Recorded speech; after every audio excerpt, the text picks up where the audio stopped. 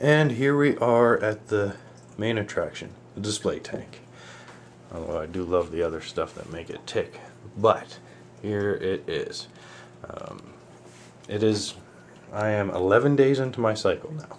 So 11 days ago, this was just, as you've seen in some of the other videos, clean white rock, clean white sand, or whitish sand. This is Reef specialty sand, special grade, so it's not totally white like sugar sand, but it doesn't blow around in high flow. It's a little heavier, a little thicker. I tossed in 2 shrimp, 2 cocktail raw shrimp that I got from my local grocery store. This was after I got my heaters, put them in. Tossed in the shrimp, tossed in a piece of rock from my 10-gallon nano, and 11 days ago the cycle started. Now, bring up to speed, day 11 of the 90-gallon reef. About a day and a half ago, I started getting a diatom bloom. So that means things are working. If you've seen the nano series I did and the IPSF.com series, this is what happens. You know, you start your cycle and you get a diatom bloom that kind of caps off around the 14-day mark, and that's an okay time to add a cleanup crew. I think I might wait a little longer than 14 days just to let it cycle a little more, make it easier on the new inverts. So there's the piece of rock from the nano. There's also another piece over there. It's just a random piece. This was in the display. And as you can see, you got diatoms growing in a fair amount of places. The overflow is still working fantastic. I never have any worries about that overflowing like I did with my PVC. I've just got this temporary light until I get my fans and whatnot to finish my 48 7-bulb fixture. Still nothing going on underneath the tank. Another little development is I ordered these power heads from eBay. I'll put a link to them on the description, but I read on Reef Central, and again, you know, this is an expensive hobby, so you got to try and save wherever you can, as best you can, without cutting too many corners.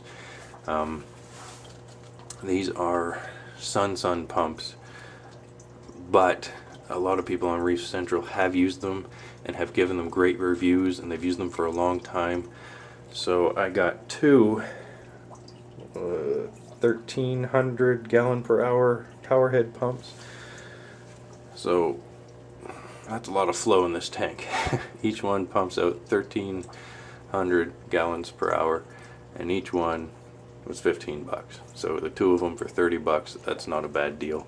And they're quiet and they're efficient, they're low wattage.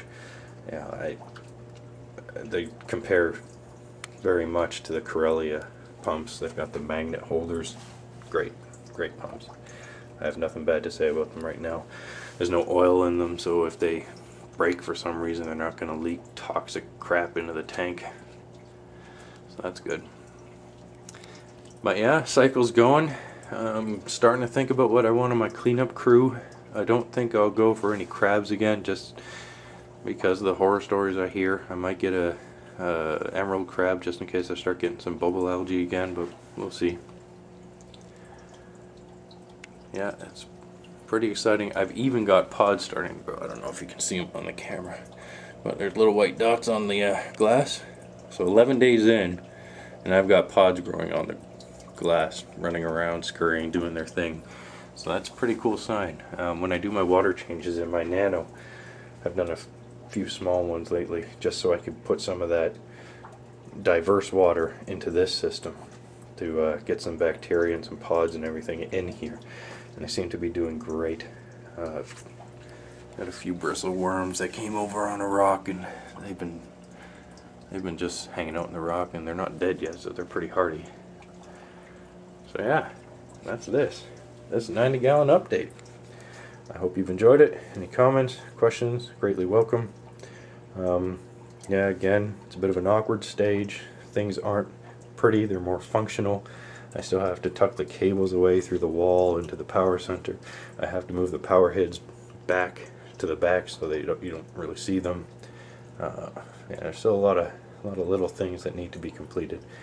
Right now it's just getting the job done. Anyway, take care. Bye-bye.